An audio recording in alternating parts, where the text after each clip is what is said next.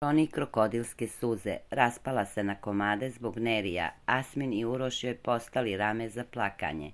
Nije joj lako.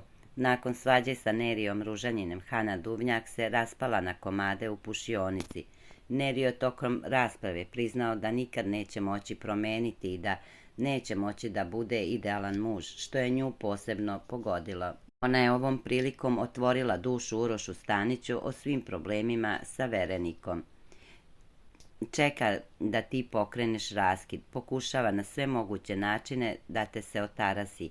Tražiš mu 4 jednostavne stavke, a on odmah kaže da ne može, rekao je Uroš.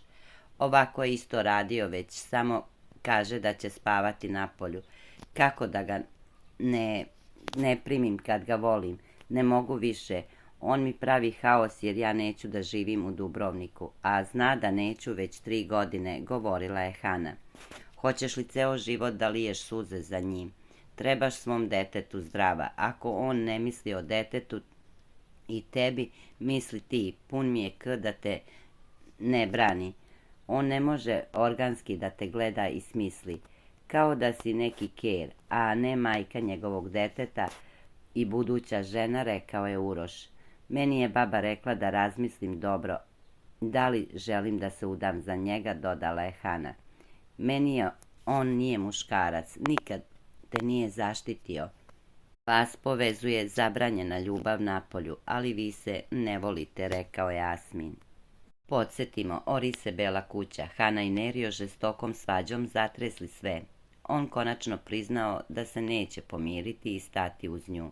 Hana Duvnjak pokušala je po ko zna koji put da od Nerija Ružanjina napravi idealnog verenika i budućeg supruga, međutim, samo su uleteli u žestoku raspravu kada je on priznao da se nikad neće promeniti.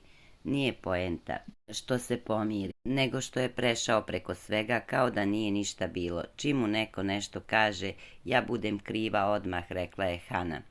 Iznervirao sam se kako je Uroš filuje mozak, a ona klima glavom, rekao je Nerio.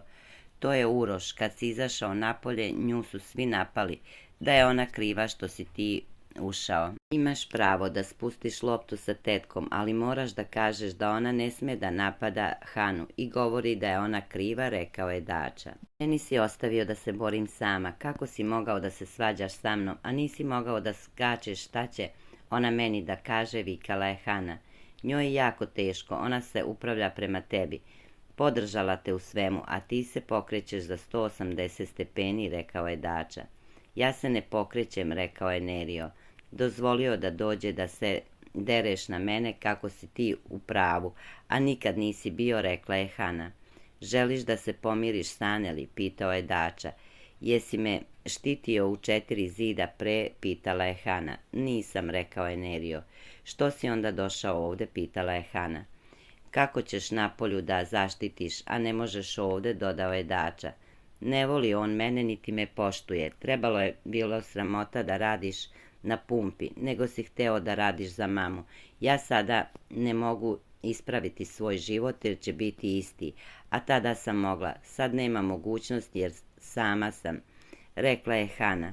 Moraš da shvatiš da je bolje da ćutim. Moraš da shvatiš da je bolje kad ćutim, bolje da ćutim kad je ovakav moment, rekao je Nerio. Ti uvijek ćutiš, ja ne želim biti s tobom ovako, rekla je Hana. Rekao sam da ću se potruditi, ali ne mogu, ti hoćeš mene da ostaviš i nesrećna si u odnosu, ali hoćeš da ja kažem, rekao je Nerio. Nije, ja sve trpim zbog tebe, govorila je Hana kroz suze. 100 puta smo imali ovakvu raspravu, ali ja ne mogu, rekao je Nerio. Ja ne želim da ga ostavim, ja te volim i želim da budeš uz mene, da nisi lenj i da ti nisam mama i da mi daješ pažnju. Ti mene očito jesi prestao voleti, govorila je Hana. Ne mogu da se promenim, rekao je Nerio. Ok, gotovo, rekla je Hana. Laku noć idem spavati, rekao je Nerio. Ja ne idem, idi kod Aneli spavaj, rekao.